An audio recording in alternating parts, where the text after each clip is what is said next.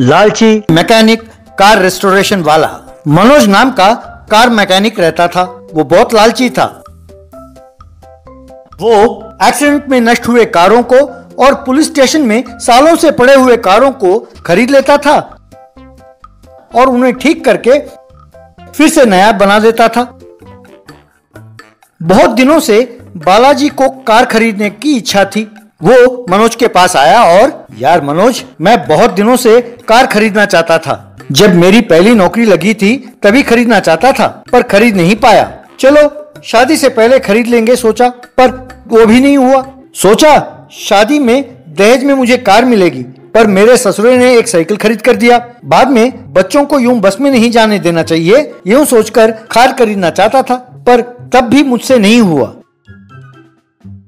बालाजी भाई मेरे, मैं तुम्हारी परेशानी समझ सकता हूँ। कार खरीदना कोई आसान काम नहीं है, उसके लिए बहुत पैसों की जरूरत होती है। मैं समझ सकता हूँ कि तुम्हारे पास इतने पैसे नहीं है। चिंता ना करो और खूब कमाओ। कमाने के कई तरीके हैं, चाहो तो कई तरीके मैं तुम्हें सिखा सकता हूँ, पर उसके लिए पैसे लगेंगे। सोच लो, सबकी इच्छा होती है कि वो नया कार खरीदे, उसे भूल जाओ। बचपन से नया कार खरीदना चाहता था, पर अब मेरा इरादा बदल गया है, इसीलिए सेकंड हैंड कार भी खरीदने के लिए मैं तैयार हूँ। पर मार्केट में कहते हैं कि तुम्हारे पास अच्छे अच्छे कार कम दामों में मिलते हैं, इसीलिए तुम्हारे पास आया हूँ। कोई अच्छी सी कार दिखाओ, ये लो पैसे, कहकर उसे 5 लाख रुपए दिया।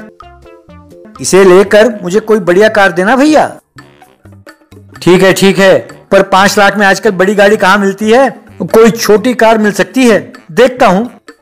यार ऐसा ना कहो, मेरी हमेशा ये इच्छा रही है कि मैं बड़ी बड़ी कारों में घूमूं। इन पैसों से मेरी वो इच्छा पूरी करो यार।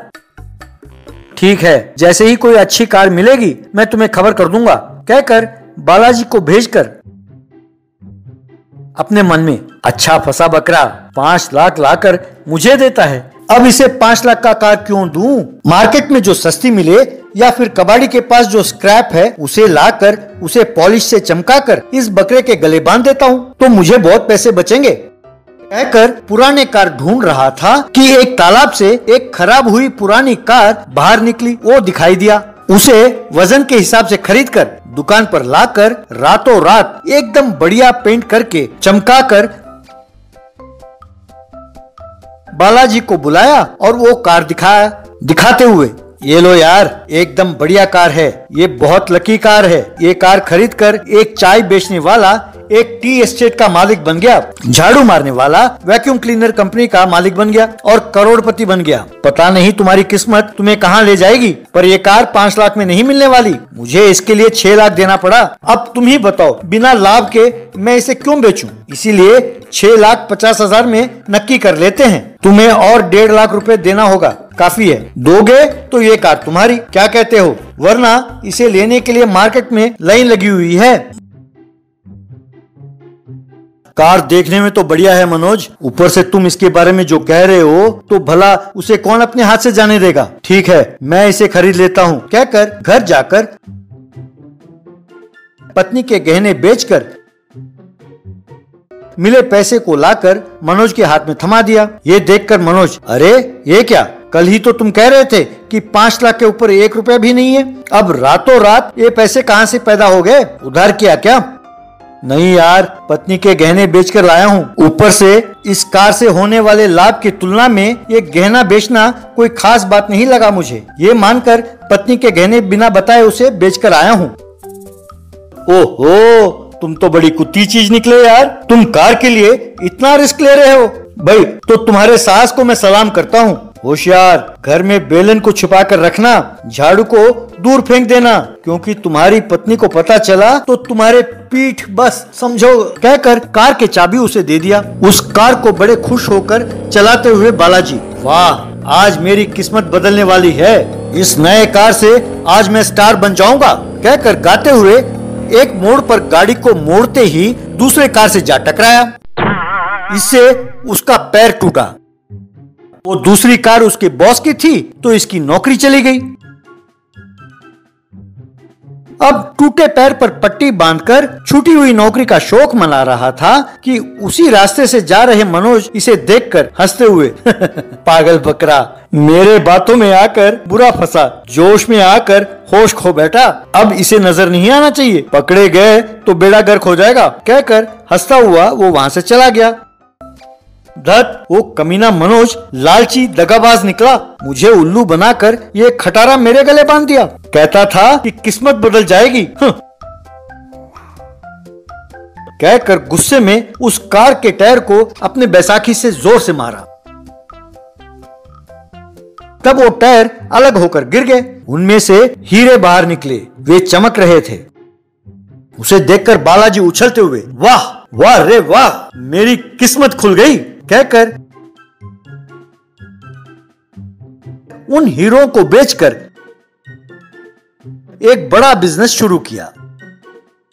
Match box train. सोनापुर नाम के एक गांव था, वहां पांडे नाम का एक कॉन्ट्रैक्टर रहता था। वो गांव के किसानों से फसल सस्ते दाम पर खरीदकर मार्केट में ज्यादा कीमत पर बेचता था।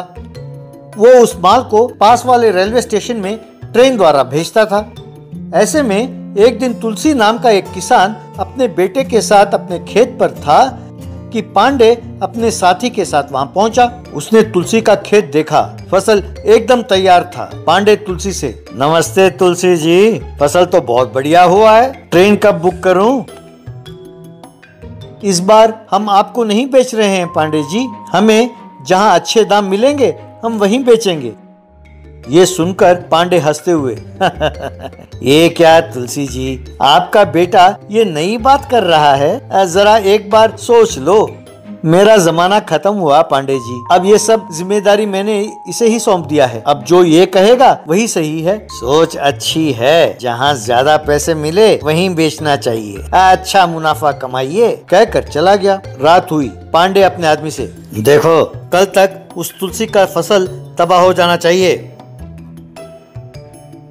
फिर उस आदमी ने जाकर फसल पर पेट्रोल डालकर उसे आग लगा दी। अगले दिन तुलसी और उसका बेटा खेत पर गए, वहां सारा फसल को जला हुआ देखा। हे भगवान, ये क्या हो गया, मेरा फसल का सत्यानाश हो गया भगवान, कहकर रोने लगा। तब वहां पांडे और कई किसान आए। हाय रे, ये क्या हो गया तुलसी जी, ये तुम्हारे साथ ऐसा अनर्थ कैसे हो गया? फिर आसमान की ओर देखकर, ये क्या भगवान, मुझे मना किया तो तुमने ऐसा कर दिया, ये तो अन्याय है, ये गलत है भगवान। क्या मुझे मना करने पर बाकी किसानों का भी यही हाल होगा? ये तो अन्याय है, मुझसे इतना प्यार क्यों प्रभु? तब पांडे का साथी आया। सरकार, किसान आपको ना बेचकर बाहर बेचना चाहते हैं। वो तो अधिकारियों ने फसल को भेजने के लिए ट्रेन का प्रबंध जो किया था वो मना कर दिया। ये क्या, सब मुझसे इतना प्यार करते हैं सिवा किसानों के? यूं कहकर वहाँ से चला गया। तब किसानों में से एक, देखा ये कितना कमीना है, पर हम कुछ नहीं कर सकते, हम उसे फसल नहीं बेचेंगे तो यहीं पड़े पड़े सड़ जाएंगे, हम पर भगवान को भी रहम नहीं आता। तब आसमान पर एक बिजली कौंधी और वो तुलसी के खेत पर गिरी। वहां एक बड़ा पेड़ प्रकट हुआ, उस पेड़ पर सोने के फूल लगने लगे। एक फूल तुलसी के खेत में झड़ा, उसके गिरते ही फसल सारी फिर खड़ी हो गई। ये देखकर सारे किसान हैरान हो गए। तुलसी, ये तो चमत्कार है, भगवान तुम पर मेहरबान हो गए हैं, फसल तो हो गई पर पांडे ने ट्रेन बंद करा दिया ना, अब क्या करें? अब पेड़ से एक और फूल गिरी और मैच बॉक्स ट्रैक्टर में बदल गई। तब तुलसी और सारे किसानों ने उस पेड़ को प्रणाम किया। देख क्या रहे हो, अपना सारा फसल इस मैच बॉक्स ट्रेन में चढ़ा दो। सब किसानों ने मिलकर फसल को उस ट्रेन में चढ़ाने लगे। तब पांडे का आदमी पांडे के पास गया और, सरकार, उस तुलसी के खेत में कोई पेड़ उगा है, उसने एक मैच बॉक्स ट्रेन दिया है, सब किसान अपने फसलों को उसी में लाद रहे हैं, अब समझो आपका खेल खत्म। चिंता ना करो, उस गांगुली को लेकर ट्रेन के पास पहुंचो, सबके देखते देखते उस ट्रेन और उसके साथ फसल को भी आग लगा देते हैं। किसानों का फसल ट्रेन में चढ़ाया गया। तुलसी का बेटा ट्रेन चलाने लगा। तभी वहां पांडे के आदमी गांगुली और कुछ लोग मशाल लेकर पहुंचे। गांगुली, उस ट्रेन को आग लगा दो। गांगुली और उसके आदमी मशाल से जलाने लगे। सो तुलसी के खेत के पेड़ में से कुछ और फूल झड़े। तब उसमें से गोरिल्ला शेर जैसे खूंखार जानवर निकले। उन्होंने पांडे और उसके आदमियों पर हमला किया। वे इन्हें देखकर डरकर भाग गए। इस तरह किसानों ने अपना फसल सही सलामत बेचने के लिए शहर ले गए।